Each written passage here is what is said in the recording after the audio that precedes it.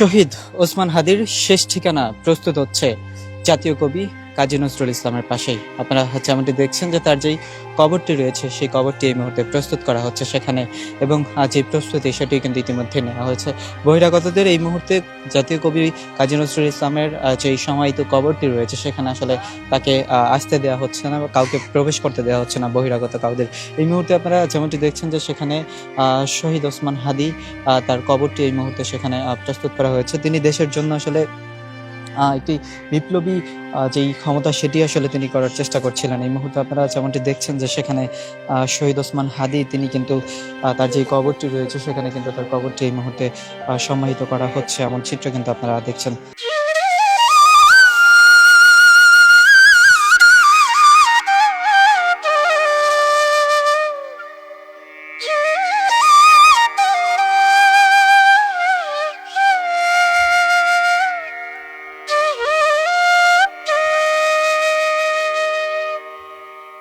যেমনটি আপনারা দেখছেন যে তার যেই কবরটি রয়েছে সেটি কিন্তু এই মুহূর্তে প্রস্তুত করা হচ্ছে, এমন চিত্র কিন্তু আপনারা দেখছেন।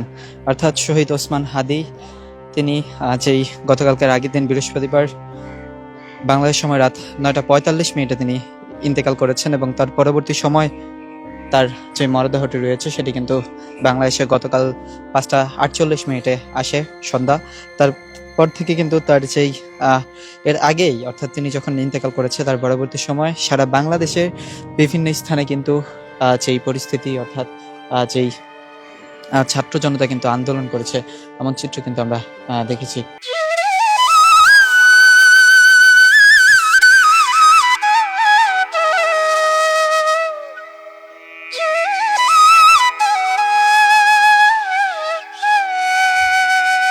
এই মুহূর্তে আপনারা যেমন চিত্র দেখছেন যে সেখানে শহীদ ওসমান হাদির যেই কবরটি সেটি কিন্তু এই মুহূর্তে সেখানে প্রস্তুত করা হচ্ছে, এমন চিত্র কিন্তু আপনারা দেখছেন।